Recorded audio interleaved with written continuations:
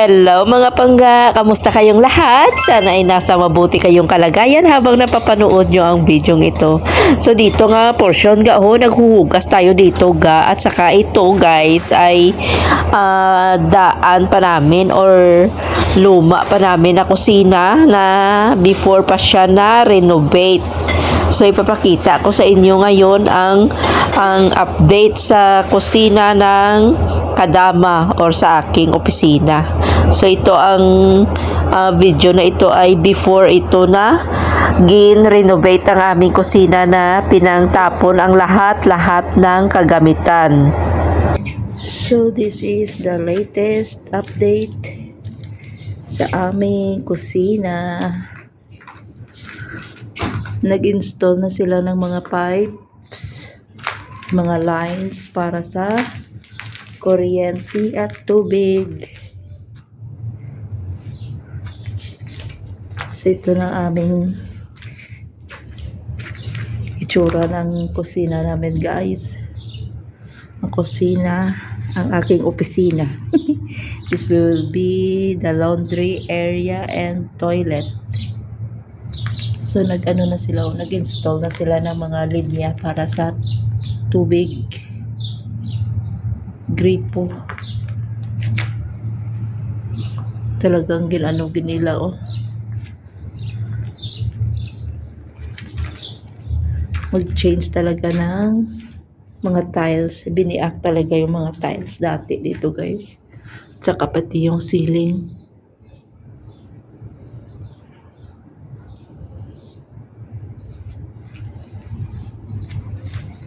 Kasi dati separate yun ang toilet. So ngayon ay ginisa na lang.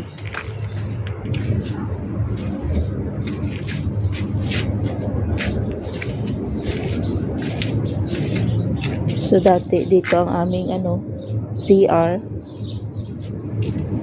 So ginisa na lang sa kusina. Ito ang magiging laundry area namin.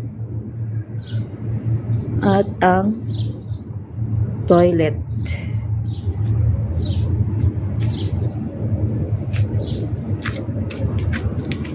So ito ang latest update sa aming kitchen guys. Ayun.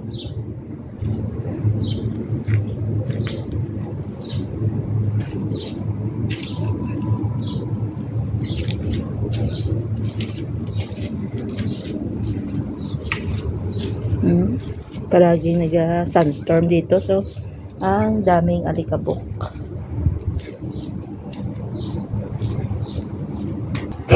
So dahil wala pa tayong kusina ga, magluto-luto tayo dito sa labas ng aking condominium ga oh.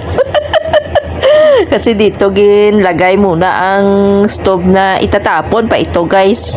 Kaso lang may may laman pa yung aming gasol, ang aking gasol ga, kasi may sarili akong So nilagay dito sa labas ng aking condo unit to, dahil nagutom tayo, magluluto tayo ng ating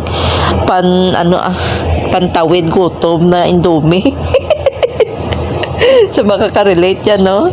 So dahil perti pa kahangin ay maurasan mantana kag boil ang ating tubig dito kasi mahangin ga, nagakapatay-patay ang ating apoy. So hanggang dito na lang. Salamat sa panunood guys, and see you again on my next vlog. Ingat tayong lahat.